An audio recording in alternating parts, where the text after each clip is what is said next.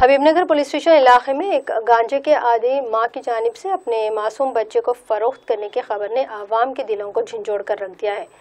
जी हां नाज़रीन, इस कमबख्त मां ने जो नशे की लानत में मुब्तला है, नशा करने के लिए दरकार रकम के लिए अपने ही बच्चे को फरोख्त कर दिया।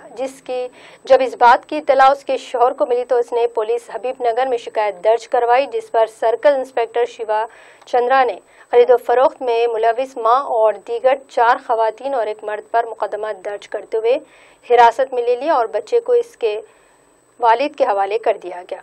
पेश है इसी पर हमारे नुमाइंदे मोहम्मद मोहसिन की ये रिपोर्ट। सुहानपुरे में मेरी वाइफ क्या करी, पी के गया सो फुल पी ली थी, पीने की आदत है उसको, पीने के नशे में क्या सो बच्चों को बेच दी सामने वालों को 45,000 में।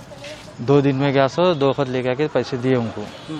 देने के बाद क्या सो फिर मैं 3-4 दिन के बाद जाने के बाद क्या सो बच्चा कहाँ हुआ तो ऐसा मालूम है, ऐसा बेच दिए। फिर मैं क्या सो पता करने के ऐसे 2 जनों का एड्रेस उठाया हूँ। एक मोहम्मद तो बोल के, शेख मोहम्मद और तबस्सुम बोल के है आगापुरा में।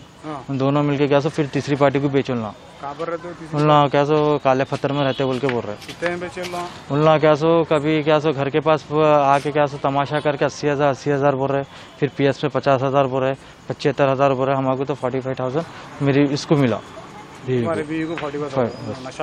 नशा करते तो नहीं मालूम बच्चे नहीं मालूम, मैं नहीं था, मैं लड़ने के निकल गया था मैं।